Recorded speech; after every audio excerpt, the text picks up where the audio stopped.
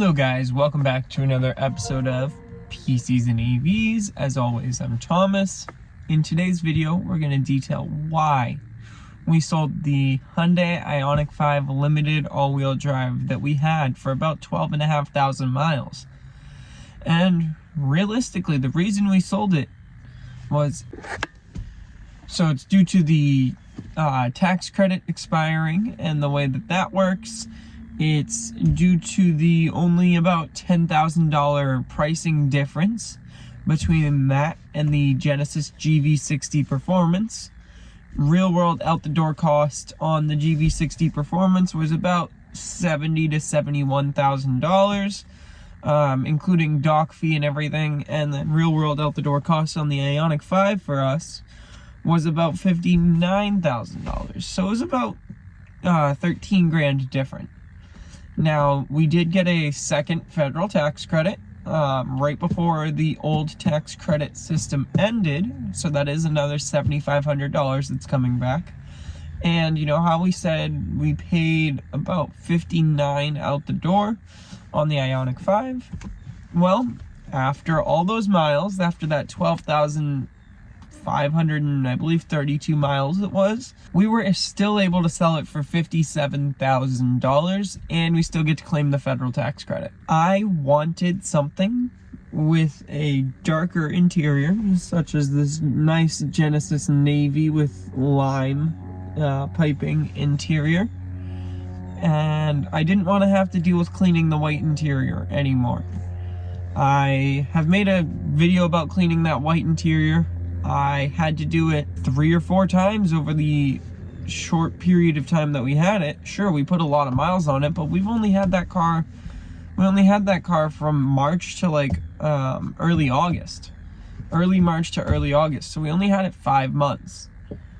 I wouldn't have expected the car to get as dirty on the interior as it did. Realistically, the white exterior was amazing. I had no regrets getting the white exterior. It was just the interior that I had issues with. As for why we went with the GV60 Performance, again, for adding 50% more horsepower, getting realistically the same range, the same battery platform and everything, for that $13,000, I thought that was reasonable enough. I do like, yes, the GV60 is playing its exit GIF right now. I do like that the GV60 also has a significantly better audio system than the Ioniq 5. That was something I was quite disappointed with in a $60,000 car. I quite honestly thought the Sun and Sound package on the Bolt EUV sounded better than the Ioniq 5 audio.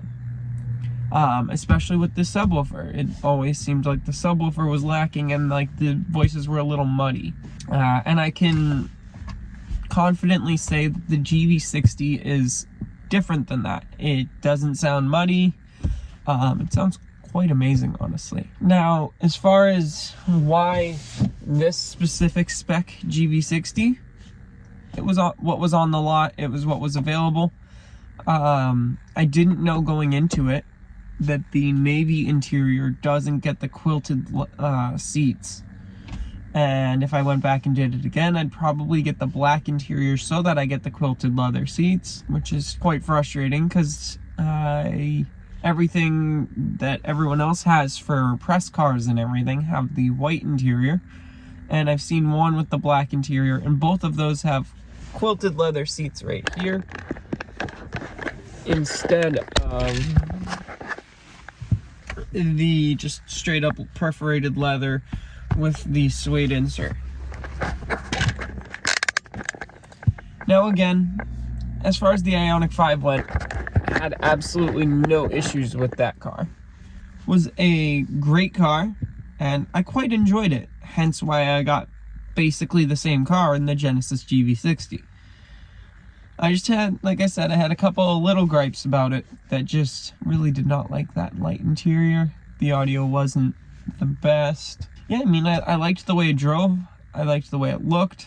It wasn't the fastest thing on the planet, but it didn't really need to be. It was a great car, and if you guys are considering it, just because we sold ours doesn't mean you shouldn't get it. It's an amazing car, and I'd recommend it to all my friends who are looking for something a little bit cheaper than the Genesis. And as always, guys, thanks for tuning in to another episode of PCs and EVs. If you guys have any other questions, comments, concerns, anything like that, let me know down in the comments. Make sure you guys like and subscribe, and keep an eye out for future videos. We've got quite a lot planned coming up.